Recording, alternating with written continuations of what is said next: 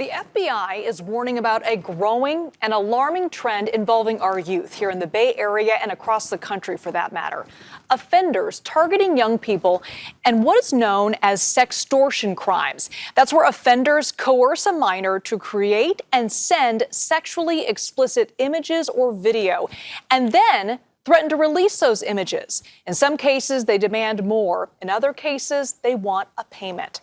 From October of 2021 to March of 2023, the FBI and Homeland Security investigations received more than 13,000 reports of online financial sextortion of minors.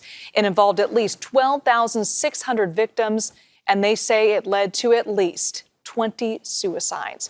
Joining me today is FBI San Francisco Special Agent in Charge Robert Tripp. Robert, when you hear those numbers, as a parent, you can't help but have your heart skip a beat to know that that many children have fallen victim to these predators. Who are these predators targeting? What group of kids are they targeting, and how are they getting access to them? Truly, those numbers are heartbreaking. Unfortunately, the scammers are getting in contact with the kids just through regular means of communication.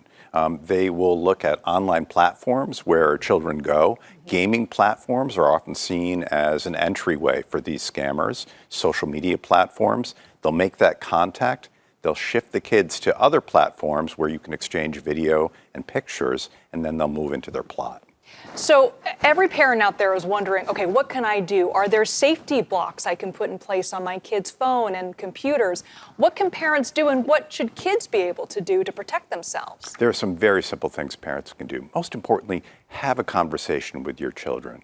Children have to know that the internet is a place for entertainment, but it can also be a dangerous place, and they have to be very conscious of who they're communicating with. Telling children, be careful who you're talking with. Telling children simply to cover up your webcam when you're not using it are two very important steps. And lastly, you have to tell your children that anything they send over the internet doesn't go away, and that can come back to haunt them. So what are some warning signs that parents, teachers, caregivers can look out for if they think a child may be victim to this? These victims are under incredible stress, so they should look for simple changes of behavior in their children. Being a teenager is difficult enough, yes, but when somebody is threatening to expose something incredibly embarrassing, the stress on the children is almost always very obvious.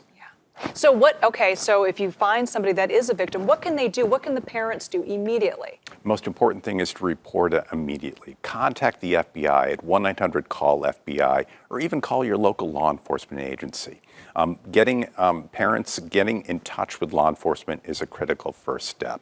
We can reach out, we can give you guidance on how to respond to this, and hopefully we can bring a little justice to those people who are victim by this horrible crime. Yeah, and from a law enforcement perspective, what is the FBI and local law enforcement doing to help stop this type of extortion from these predators? We are conducting some very aggressive investigations. Now, unfortunately, this is not a local crime, and many of the perpetrators are actually based overseas. We're seeing a lot of organized groups based in West African countries as well as in Southeast Asia.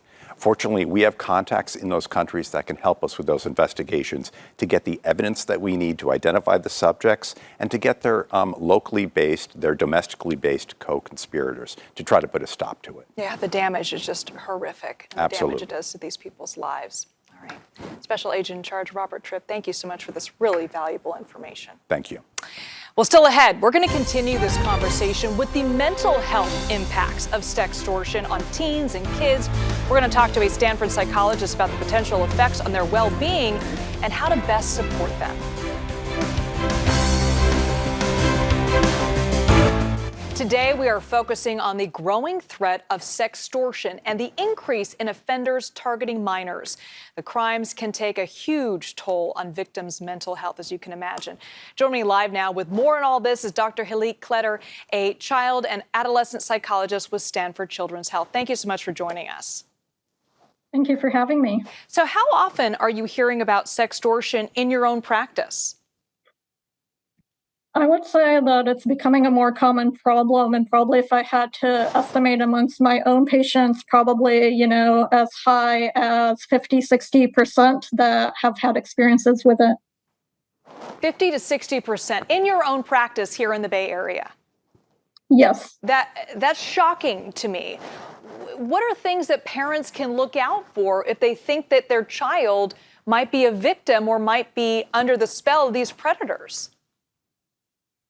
I think, changes in mood or behavior, but really what we see is these kids will become a lot more stressed or worried. There might be shame or embarrassment, even suicidal ideation or self-harm behavior, depression, anxiety. So if you're noticing any of these things or your teen is becoming more withdrawn, those might be signs of concern.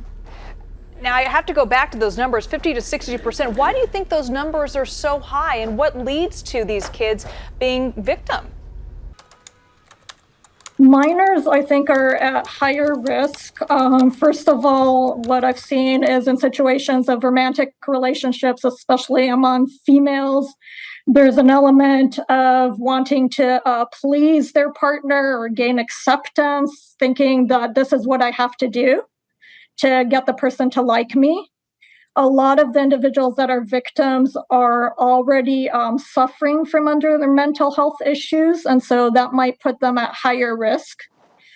Also, a lot of these sites are targeting minors, and as we know, minors are still having their brains developing, especially the prefrontal cortex, which is responsible for things like problem solving, decision making. And it's more challenging for them sometimes to think ahead and to think about the consequences and to realize that once you post something, it's out there forever. So what are your tips for parents and caregivers? They might not be thinking about the consequences as much, right? Yeah, no question. And so what about parents and caregivers? What kind of conversations should they be having, perhaps even earlier, before they become a victim of this type of crime? Yeah, I think, like you said, it's very important to start these conversations early and to not shy away to talking with your teens about sex, talking to them about consent, about how you set boundaries, about what's okay and what's not. Even practicing scenarios, right? What would you do if X happened? And knowing the different risk situations in terms of, for example, what is illegal or what might harm somebody or themselves, teaching them about safe use of social media. So what about the short-term and long-term impacts on children's mental health when they are a victim of sextortion? Yeah, so short term, they might have a lot of self-blame, right? Why did I do this? How did I get myself into it? A lot of worry. Even trying to search for the content or go online to preoccupation with finding what was supposedly posted or circulated. And that can in turn increase the worry and fear that the perpetrator might return, increase depression or isolation, and there might be loss in relationships, right? Either because they're worried about what others might think from them, so they withdraw from them, or because there is some judgment or blame placed on them for putting themselves in this situation. The FBI says that these types of cases led to 20 suicides just last year. If your child is a victim of this type of crime, how should you approach it, or tips on helping that child get out of it, but also mentally recuperate from it?